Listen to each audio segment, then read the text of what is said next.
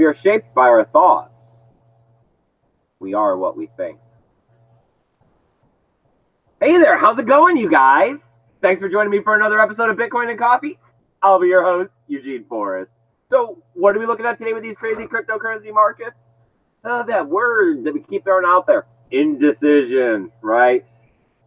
We had some nice altcoin rallies, right? Slid backwards a little bit there on a few of them. Bitcoin still moving right there below that $4,000 mental barrier, right? We're looking at some possible wedge if you want to draw these technical analysis line. That last time we hit it, we kind of dropped off, right? Now we're getting closer towards it. So if we're using this as an indicator, I guess we got a little while more to go until we hit that line and then see if we break through it or fall down again. Only time's going to tell, but I mean, we're getting a better rally for it. I mean, we got Jack Dorsey, the guy from Twitter. I mean, he keeps out there talking about it. We got the Winklevoss twins out there talking about it and a lot of good stuff. So with all of this being said, it's Sunday, right? It's a little hard to always come up with some news, but I did find a couple of little tidbits that I thought we should maybe get a conversation going. As always, let my co-host Samantha over there in the chat know that you're here. Good brunch, everyone. I was going to say morning, but it's not really morning. So yes. It's still morning. It's a Sunday morning. Yes. So I really do appreciate you guys getting out here and joining us for a Sunday episode of Bitcoin and Coffee where, what is our main goal out here? Constantly spreading Bitcoin awareness, talking about Bitcoin decentralization, the revolution that's happening under, ground, under the scenes, in the background, right? That kind of a thing. Yes. But it's also a little different of a revolution than any other revolution we've ever had before because it's a non-violent revolution. This is the first time in history you can take your cash, your fiat dollar bills that the government is making you work so hard to get, and you can buy Bitcoin and other cryptocurrencies, and no one's really going to torture you. No one's going to come out and hurt you. No one's going to make you a pariah. You're not going to get maced. You're not going to get numbers stamped on your arm, right? Nothing bad so far. Let's see what we got going on here in these cryptocurrency markets today. Let's see how bad this red is and see if we're going to fall down a lot. See if we're going to maybe flip it around later on today and turn it into some green.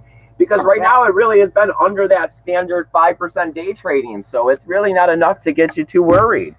I mean, wow, if we look at this right now, I see green in the last hour in the top 7. That's not what I see when I was looking at it a little while ago.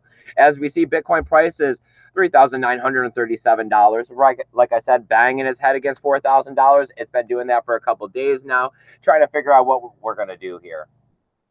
It's that big psychological barrier. And of course, that's the big problem with Bitcoin and cryptocurrency is that it's a multifaceted tool.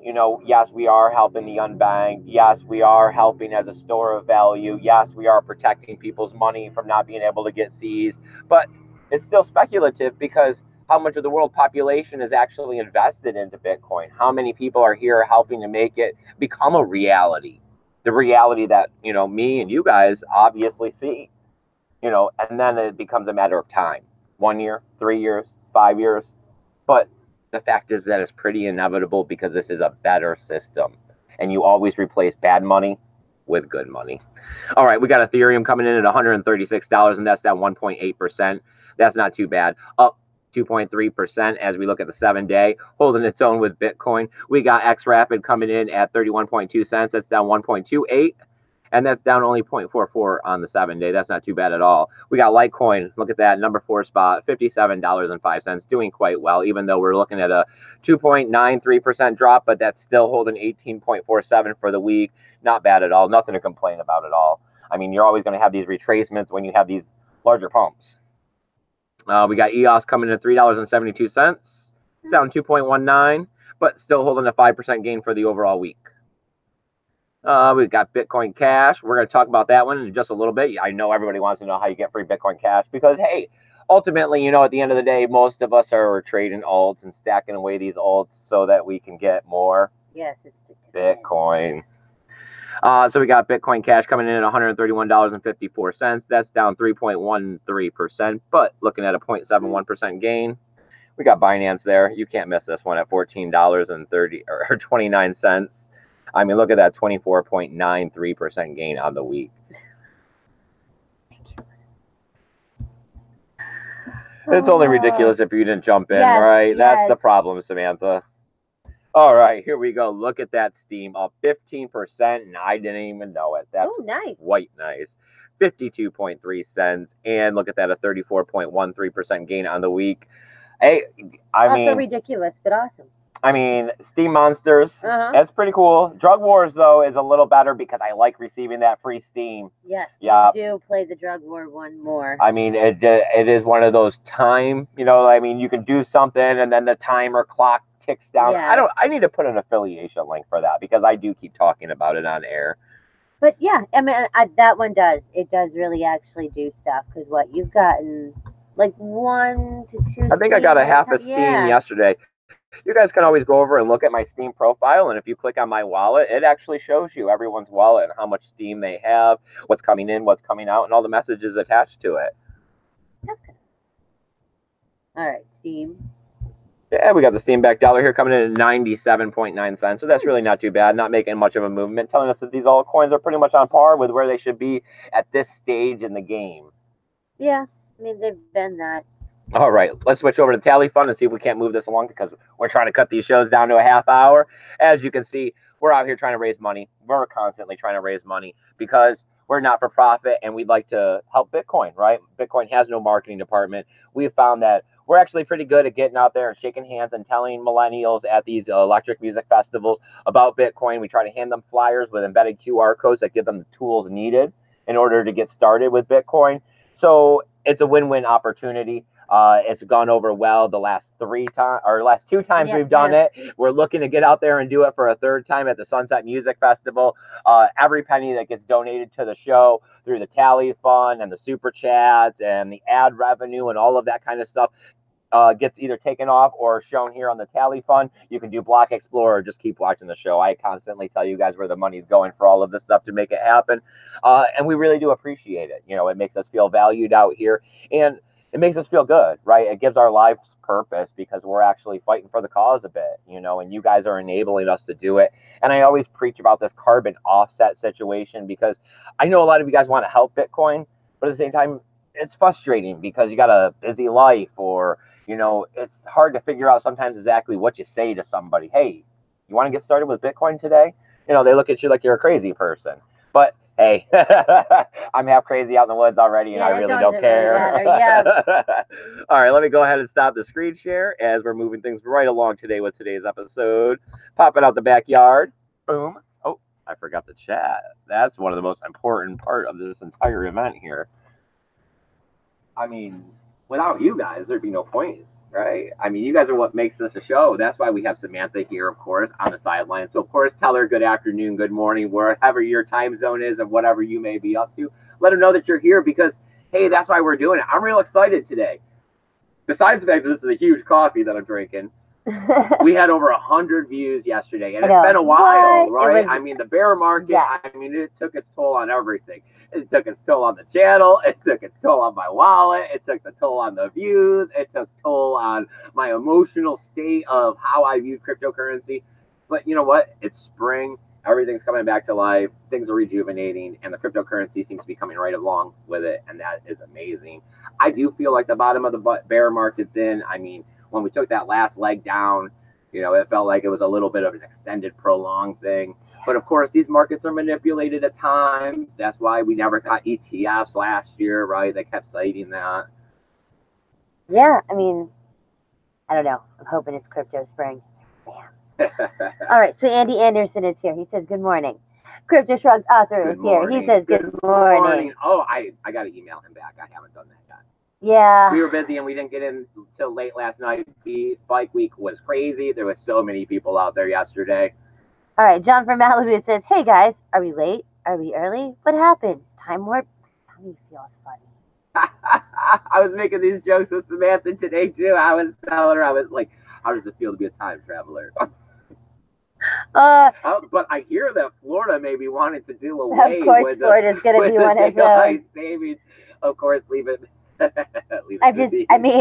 These Florida people. The best one was the Simpsons episode. Yes, where they were supposed to go to Gainesville. And they didn't even have any of the horribleness. it was just sheer depression that went onto the Simpsons' faces. It was like, no, they didn't even go with all the toothless redneck, not able to count, like, apparently, on time warp. Ugh. Oh. Okay, Satoshi's Castle. Works in Gainesville. It's so much fun, let me tell you. Satoshi's Castle is here. He says, hey, guys. Nice. Thanks for joining us. Crypto Shrug Author says, traveling to write books hasn't made me money. It cost me a small fortune, but writing books to generate crypto awareness is its own reward. I hope, like, I'm sure. One, my man. I know, right? I mean, yes, we are changing lives, and he hopes we are changing. I mean, I think altogether we are. I don't know what to do without this. You yes. know? I mean, yes. I guess everybody has to have something, and I mean, what else am I going to do? Like RC car racing? You know, I mean, that'd be cool and all, but at the same time, it's not as fulfilling to my soul. You know, that kind of stuff, the drive, the fact that I want a better future for my son, and I want a better future for all of mankind. And then all I have to do is just, you know, I try to stay busy. I try to stay active. I try not to just lay about or whatever. So you got to have things to do with your time. You can't just sit there and walk in circles, right? So what are you going to do? I mean, or hunt. Those are those people. I don't know. I mean, I'm a catch and release person if I go fishing, and you know me, I'm not super big on going hunting.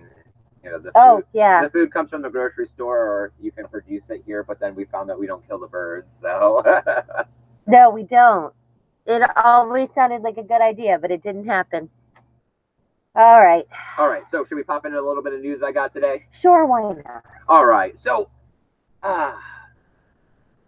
getting your computer exploited, right? To be able to expose your wallets. We're talking about wallets that would exist on your computer, like I guess Exodus, right? That's a wallet. A lot of people use it. It's kind of a little bit of a better storage, right? They give you your own private keys and all of that. But it's not as good as, per se, a hardware wallet or an air-gapped computer where you took like Glacier type of protocols. Well, I found an article that I came across this morning, and of course, you see these things always coming out. You know, how are people hacking? What's happening? And like I said, I had 100 viewers yesterday, so there got to be some new people in the market here, right? Something had to have happened. That things are starting to happen here, and that they're starting to be a turnover. We heard Crypto Zombie talking about how he had new people as well too. So it's a big plus if there's new people here. Of course, hit the subscribe button and the like button. It'll help them find us. But you see this kind of FUD start getting spread. But at the same time, it's not really FUD because you want people pointed in the right direction of how to store their private keys. We're talking about WinRAR files, right? And you're like, what? Huh? What's that? Well, it's this file. You can get them. You can download them on accident. They'll attach them to emails. They'll attach them to just about whatever. And they'll kind of exploit your computer. And it's like, there's this giant article talking about how they'll go about doing it.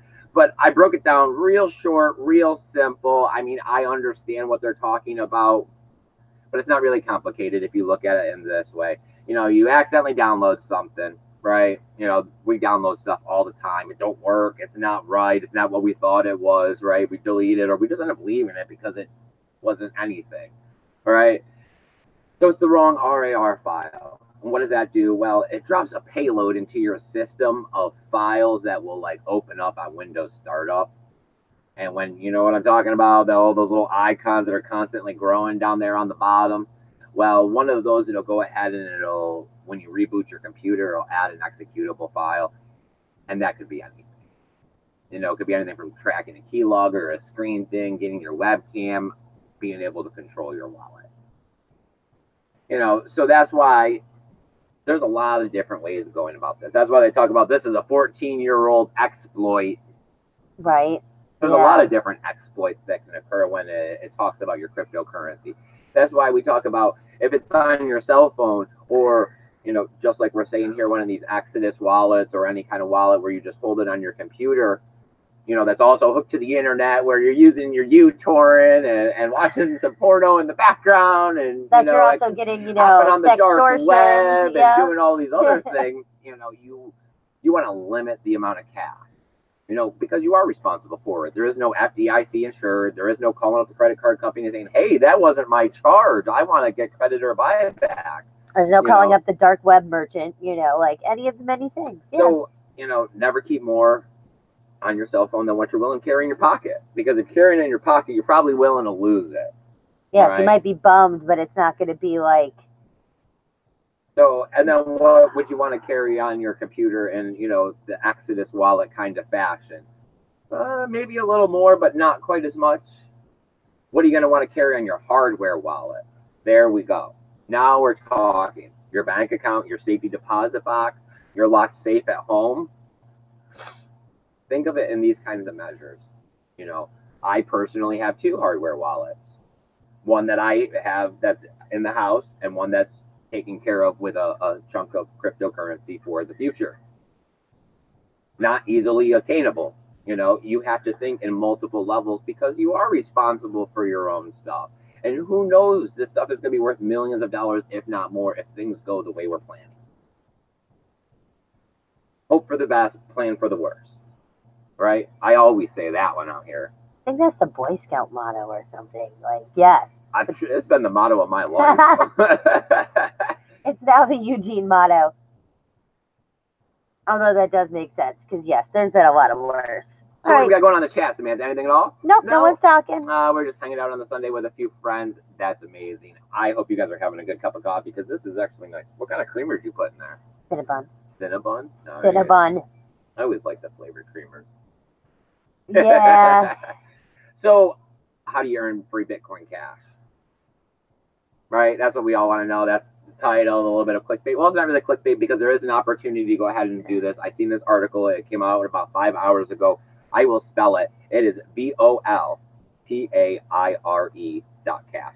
Voltaire? I think it's Voltaire, but Voltaire.cash is offering a Bitcoin cash back situation. And what they're going to do is when you're trading in Bitcoin Cash pairs, which they are a Bitcoin Cash exchange, they pretty much operate only in Bitcoin Cash as their trading pairs. They're out of the UK, they're London based. So, I mean, there's some trust that has to go along with it, or at least you'll be able to complain a lot to the government about it. Well, they're offering a cash back. They put out a tweet saying that they were going to be offering about 2% on all your trading pairs. So, I mean, it's a 21-year-old CEO over there, and he's talking about how he's, for the Bitcoin forks. And he has it right now. You can do it at Bitcoin Satoshi's Vision, which is BSV and BCH pairs, and BTC and BCH pairs. So, Bitcoin to Bitcoin, yes. Bitcoin to Bitcoin. Yeah, sure. Let's not start that debate again. Wow. But they're talking about soon that they're going to be adding Ethereum to Bitcoin Cash and Litecoin to Bitcoin Cash pairs. Those, of course, those make sense too. I mean, and this is only for a limited time. So, you don't say. I mean, we keep seeing this, right? New exchanges that come out in the market and they're looking for an angle, right? We've seen that. What was the big Fcoin? Was the last big one we had heard about, where they had that wash trading situation because based on your trading volume, they were giving you free their tokens. Yes. Like, like the Binance tokens, but it was their Fcoin tokens for the exchange. I mean, I haven't heard anything about them since then, really. It wasn't an exchange I was jumping out to use. I try not to use exchanges. If I do, I actually try to use like Changely and Shapeshift and stuff like that. Yeah. I just use Coinbase. I don't even exchange. I mean, if not, it's, it's the good old Binance. It's the good old Bittrex. Yeah, I've used Bittrex. I think once when you made me for my doggies. Okay, continue. Oh, John says we're just listening. We're chilling. That's all good. That's all good. That was about all I had on this one. I mean, if you're trading in Bitcoin Cash pairs, it's a great opportunity, I guess, to be able to pop over there if you're a trader, right? That's always the thing when it comes to cryptocurrency, is that there's, it's a multifaceted tool. You can use it for a lot of different things, and only certain things work for certain people. So, I mean, I'm not going to hop over there and start trading in Bitcoin Cash or Bitcoin Cash pairs in order to earn free Bitcoin Cash. But there are people out there that are into Bitcoin Cash and are traders. Yes. I mean, and this would be awesome for them. They have to do what they was saying, oh God, it wasn't a mother account or whatever, but you just have to go on to a certain something to be able to, when you're in the exchange, they were saying you had to have be in a certain part of the exchange when you No, did they were your actually thingy? talking about that they were going to add like their exchange is upgrading. They're adding margin trading and all this other stuff. They also have a special calculator to help you figure out how much you'll be getting for the cash back. And then they were saying that as soon as your order fills, that they will be crediting your account, and they have 24-hour free withdrawal, no limit withdrawals, all that kind of stuff. So I mean, it was a positive situation if they are what they say they are. But we always see that not all these things are.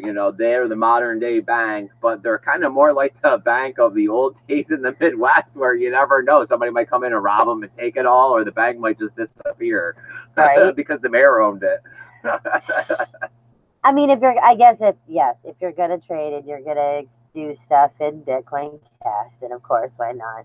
Just like, if you're gonna use a credit card, why not use the MasterCard or whatever, where you get the cash back reward thing. I mean, where you get the points so we can take a vacation? Because we're on the end of the vacation anyways. Of course. and we're using the credit card anyways. So of course use the one that does that. All right, Crypto Shrugged author says, question. If someone had a pre-fork Bitcoin paper wallet, what's the best wallet to use to split it? I mean, I was recommending Coinami wallet, but 2 weeks ago, I think it was, is they were saying that there is the possible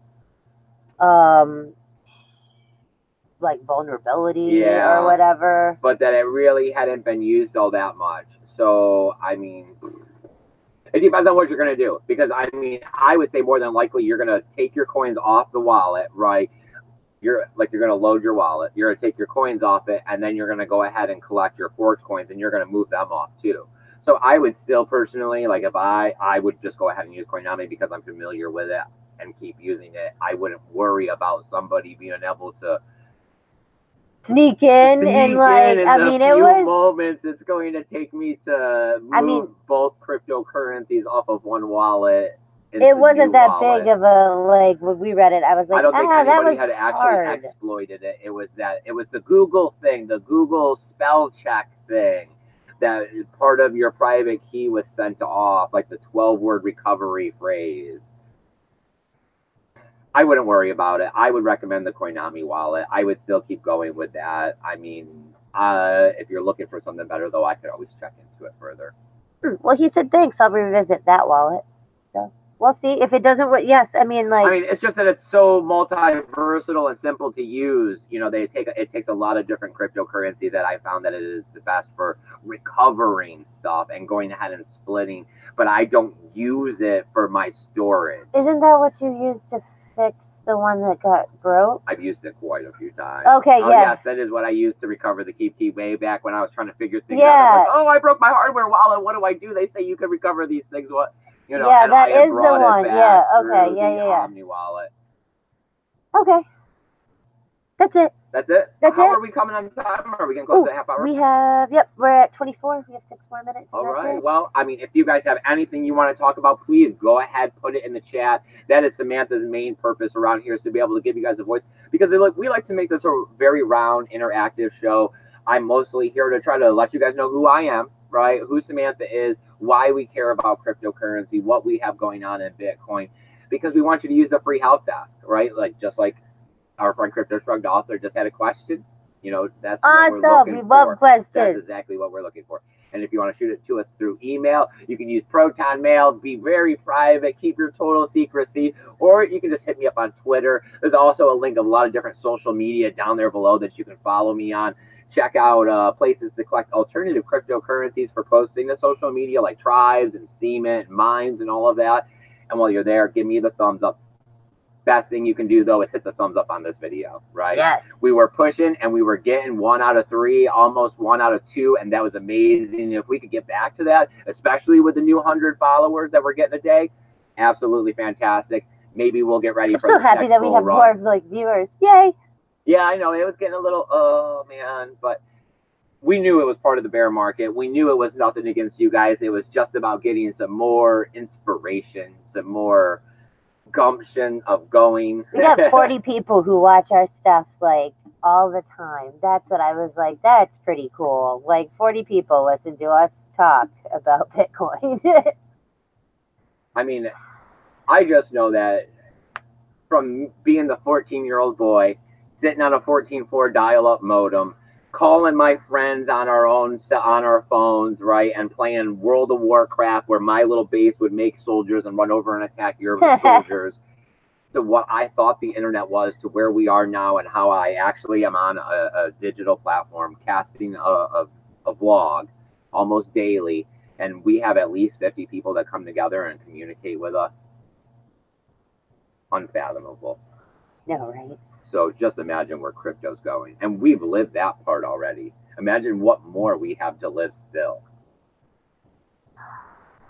Okay. Anything in the chat, Samantha? Our afterman is here. He said, yo, got here late. Oh.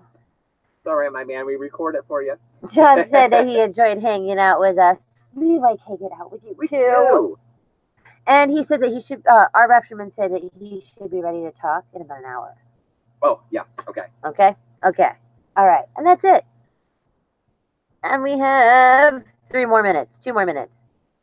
All right. Well, I mean, I think that's working out great. We're getting in that half-hour mark. We got to do what we can do to keep YouTube involved. I also cut back on some of the clickbait titles, which seems like it's working well. And I mean, thumbnails still working. Ooh, hiccup. Still working out the thumbnails as always. They're a work in progress. I mean, you can go just like a work in progress. If you guys want to help us out, of course, we're always looking for help in any way you guys want to give it. If you guys want to make my thumbnails, if you guys want to come on air and help us be a guest, we always look for guests that are regular people. We're not looking for programmers and developers and coin creators and all this other stuff. Right, we're looking for the average everyday person, because this is a peer-to-peer digital currency, and it's actually us that are going to make the difference when it comes to when push comes to shove in these kinds of situations of getting adoption done. Because I know I'm more likely to go out and get invested in something if I hear about it from someone like you, and you know what I mean, yeah. And my neighbor and the guy at work, over hearing about the guy on TV sitting next to the Lambo being like, and I got rich overnight, I made $30,000. You know, you see 1,000 of those things, and as soon as you see it, it's like delete, click, next, skip, whatever it is. So I'm glad you guys are joining us. I'm glad you guys are helping us spread Bitcoin awareness. As always, you guys, remember to keep your Bitcoin safe and take care of one another. Bye, guys.